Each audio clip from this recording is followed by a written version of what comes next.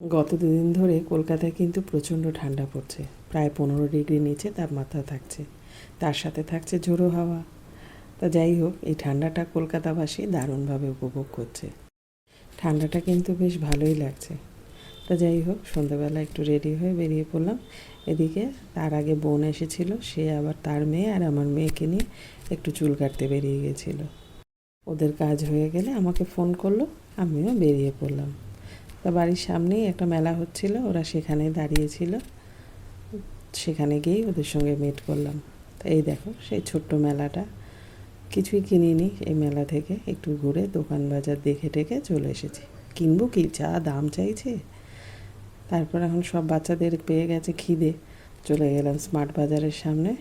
সেখানে গিয়ে একটু ভেলপুরি আর পাপড়ি চাট কিনলাম, কিনে সবাই মিলে খাওয়া দাওয়া করে মার্কেটের মধ্যে ঢুকে পড়লাম। সেখানে টুকটাক কিছু কেনাকাটার ছিল, আমার তো টুকিটাকি কেনাকাটার ছিলই, সাথে দেখলাম বোনও কিছু কেনাকাটি করলো। আর সাথে যদি বাচ্চারা থাকে, যে জায়গায় যাও না কেন, ওরা যেটাই দেখে ওদের সেটাই দরকার পড়ে। তা যাই হোক, কিছু বেশ কেনাকাটি করে বাড়ি চলে এলাম। আমি যেমন কিনেছি, দেখো একটু বিস্কুটের দরকার ছিল, একটু বিস্কুট নিয়েছি, একটু মুসলিটা শেষ হয়ে গিয়েছিল, মুসলি নিলাম। আর নিলাম একটু মেয়োনিজ, একটু কফিটারও দরকার ছিল, একটু গুড়ের পাউডারের দরকার ছিল, সেই সব নিলাম, একটু বেকিং সোডা, সেই সব নিয়ে চলে এলাম। আর আজকে রান্না করেছিলাম, ভাত তো করেইছিলাম, সাথে একটু আর মাছের ঝোল করেছিলাম আর একটা সবজি করেছিলাম।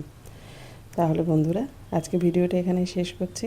ভালো লাগে একটা লাইক করে দিও। তোমাদের সঙ্গে আমার আবার দেখা হবে অন্য কোনো ভিডিওতে। আর হ্যাঁ, আমার চ্যানেলটাকে সাবস্ক্রাইব করতে ভুলো না কিন্তু।